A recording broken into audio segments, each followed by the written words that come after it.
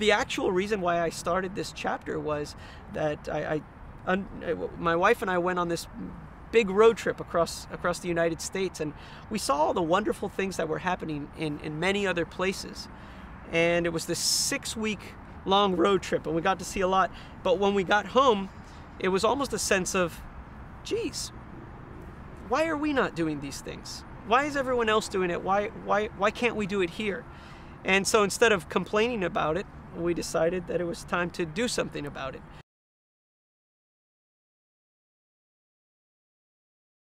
The International Slow Food Movement is a response to the fast fooding of our culture, not just in terms of actually eating fast food all the time, but the way things have become very rushed in life, the fact that families don't sit down as often as they used to have a dinner and have a conversation and talk about events and what's happening in the kids' lives. It's also a response to people not knowing anymore exactly where their food comes from, how it was produced, what's in their food.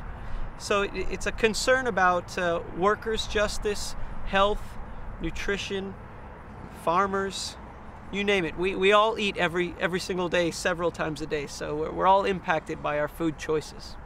I don't think that people realize how important live food is for our bodies.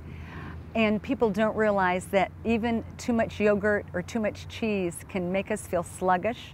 And it's natural, they'll say, but when people start looking at what they're eating and how their energy levels change when they start putting live food, meaning salads, vegetables that aren't cooked, or vegetables that are cooked. Live means they are not cooked.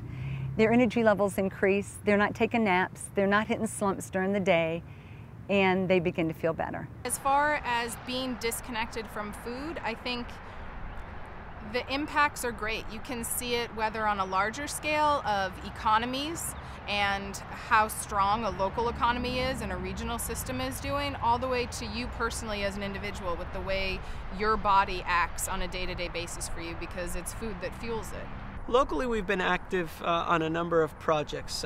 One of our biggest achievements, I would say, is the number of school and community gardens that we've been able to sponsor and help establish. We're up to 20 now in St. Johns and Duval County, and continually expanding. The Community Gardens program is a chance for Friends of Northeast Florida Community Gardens to be a part of bringing community gardens to people in Northeast Florida. So that, what that means is that as we see the gardens expanding, we are there to help them, to provide them with resources, to provide them with information about financial resources and assistance that's out there, all the way to actually helping new gardens get off the ground.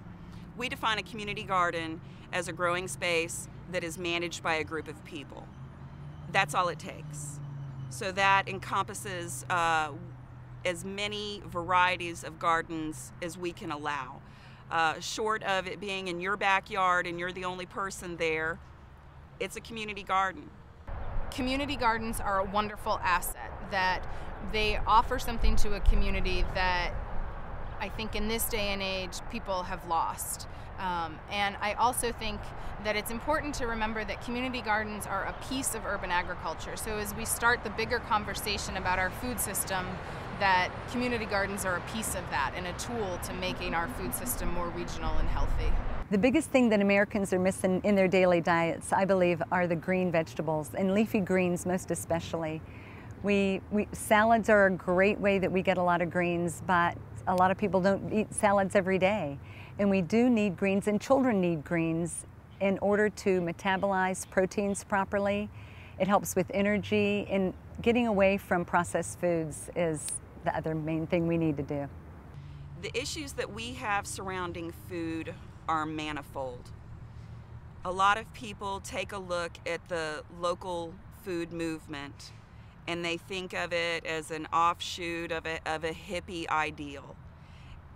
And it's a lot deeper than that. We've discussed that food touches all of us. We all have to eat. When you take a look at who is producing your food, we need to have every gradation in our food system for it to be healthy and secure. We can't just have macro food processors. We can't just import all of our fruits from other countries. We really need to have local sources available. It affects the healthiness of our biodiversity. Some of the benefits of gardening are simply exercise. It's a form of exercise to get out and to move around, all the way up to knowing that your food is as pure as it can be. You know what's in the soil, you know what's in your water, and so you know everything that you're putting into your body if it's food that you've grown. We're all volunteers at Slow Food. There's no paid position. Every single person from the board to all our volunteers do it just because of that we feel it's very important for our community. We feel like we're not serving the community, we're educating and empowering the community to help themselves and create a better place in which to work and to live. And it's not just about gardening, like I said, it's about bringing people together. It's about thinking about where you spend your dollars. It's about creating jobs in our community. It's about supporting your neighbors, buying from a small family farm rather than shopping at a supermarket where who knows where that food came from, who knows how it was produced, who knows how it's going to affect your health. When you can shop directly from a farm or a farmer's market and look into the eyes of the farmer and shake their hands, you get a better sense of how that food was produced, where it's coming from, and how it's going to impact your life.